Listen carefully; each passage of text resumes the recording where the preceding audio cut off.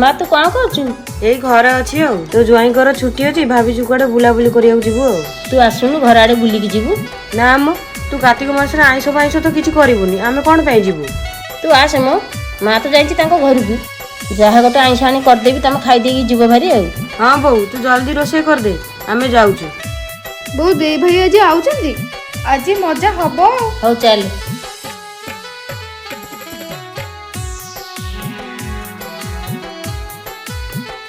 ବୋଉ ଭୋକ ଲାଗିଲାଣି, ଜଲ୍ଦି ଆଣେ।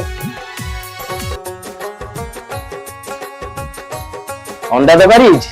ଅଣ୍ଡା ତରକାରୀ ମୋର ପୁରା ଫେଭରେଟ୍।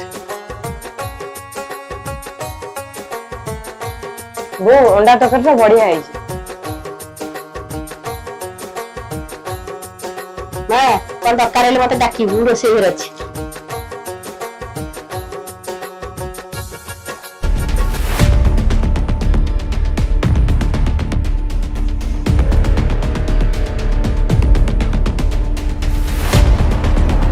କହିଲେଣି ଘରେ କଣ ଆଜି ଆଇଁଷ କରିଛୁ? ତୁ ଟିକେ ବାହାରକୁ ଆଇଲୁ। କଣ ହେଲା ବୋଉ, ତମେ କଣ ହଠାତ୍ ପଳେଇ ଆସିଲ? ତମେ ବା କାଲି ଆସିବାର ଥିଲା। ତୁ ଜାଣିନୁ 10 ବର୍ଷ ହେଲାଣି ମୋ ଘରେ ବଡ଼ ଓଷା ହଉଛି, ତୁ ଆଜି ଆଇଁଷ କରିକି ଥୋଇଛୁ। ବୋଉ ଝିଅ ଜ୍ୱାଇଁ 2 ଜଣ ଆଇଛନ୍ତି, ତାଙ୍କୁ କଣ ରାନ୍ଧିକି ଦେଇଥାନ୍ତି?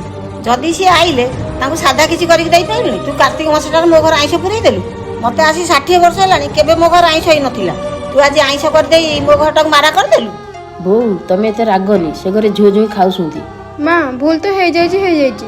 ତୁ ଏତେ ବଡ଼ ପାଟି କରୁଛୁ, ସେପଟେ ଦେଇ ଭାଇ ଶୁଣିଲେ ଖରାପ ଭାବିବେନି। ମା ଲୋ ତୁ ଆଉ ରାଗ ନା, ଆଉ ଏମିତି ଭୁଲ କେବେ ବି ହବନି। ଆସେ ଘରକୁ ଆସେ।